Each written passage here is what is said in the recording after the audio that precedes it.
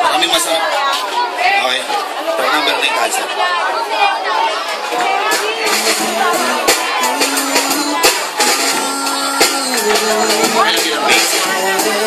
Ang title po nito ay Sa Isang Sulok ng Paraiso. Makinig po mabuti. Huwag niyo lang ako panoorin. Pakinggan niyo ito. Para sa inyo ito.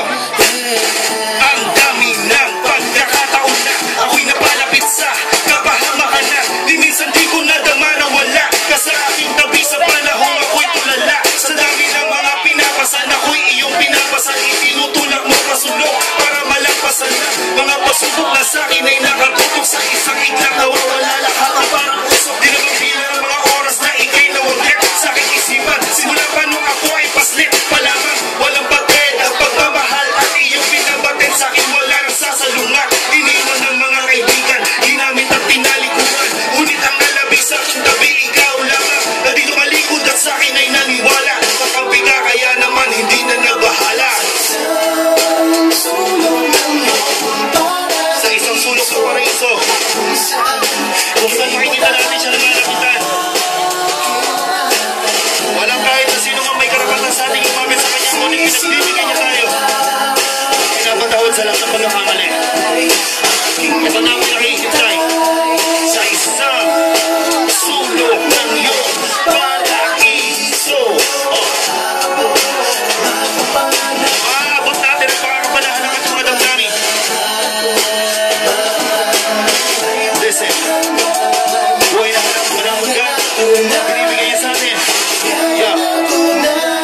Ilang ulit na nadapa, ngunit ang iyong ginawa. Hinihiling ko ang daraanan at ikaw ang gumawa. Naliwanag upang maaninag ang tagumpay. Nasa aking kamay, ikaw ang pumapawi ng lumbay. Regalo ko bawat pagising ko, bawat hininga. Bawat tipok na puso ko sa'yo ay mahalaga. Mayroon ka pag-iisip, lakas na di maubos-ubos. Mula sa'yo pag-ibig na hindi matapos-tapos. Ngunit gawin ko na, kulang pa ang buhay ko para gawing kabayaran sa lahat na naitulong mo sa akin. Pinukulan mo ang aking damdamin upang ang mga aral mo ay aking maisalin. Walang karapatan ang katulad ko para magkamit ng lugar sa iyong kaharian at kahit gawin ko ang lahat ako'y punong-puno ng bahid.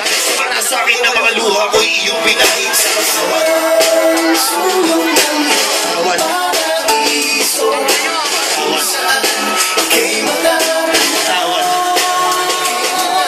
Sa lahat ng magulang, sa lahat ng mga gumagabay, sa lahat ng kaibagan, wala ka sa kanyang magmamahal.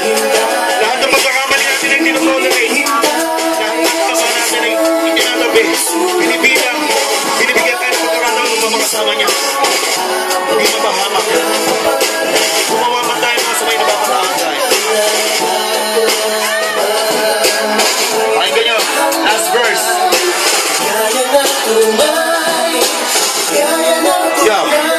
Ang buhay na dinanas ko sa piling ng mga magulang at mga kaibigan sa aking naramdaman kaligayahan, lungkot na bayabaan ng isipan, matuto ng misyon kung bakit pinagkalooban ng talento magsulat at maikalat ang mensahe. Sa biyaheng di nangangailangan ng pamasahe, akayin ng ilan, maitama ang daan ay sapat ng gantimpala ka sa aking lingkuran. Mga pagkakataon sa bayan sa aking laluang balak, sabay kang naglakad sa aking masukal na tinahak. Kulgada ng espasyo sa matao mo ay di ako tuwaran. Ang tanging nais ko lang ay malaman mo ang ba na ginawa ko ang lahat para iyong kalugdan. At upang tulad ko na kahit kailan na di naghalangan gamitin ang mga aral at sundin ang pautos mo sa oras kung ako'y sirilin. Tatagapin ko ang kaparusahan ng maluwag sa inyong namin na kailan may hindi naduwag. Pagkakalan ko nandiyan ka at handang gabayan ang mga tupang naligaw na binalik mo sa bastulan.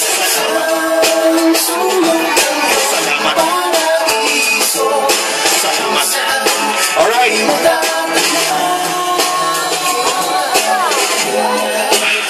Nakakapagod mag-praise, no? Pero kulang pa yan para ibalik natin sa kanya lahat ng binigay niya sa atin. Alright, ingatan ang buhay na pinahiram lang sa atin. Lahat ng kaligayahan pinadama niya sa atin.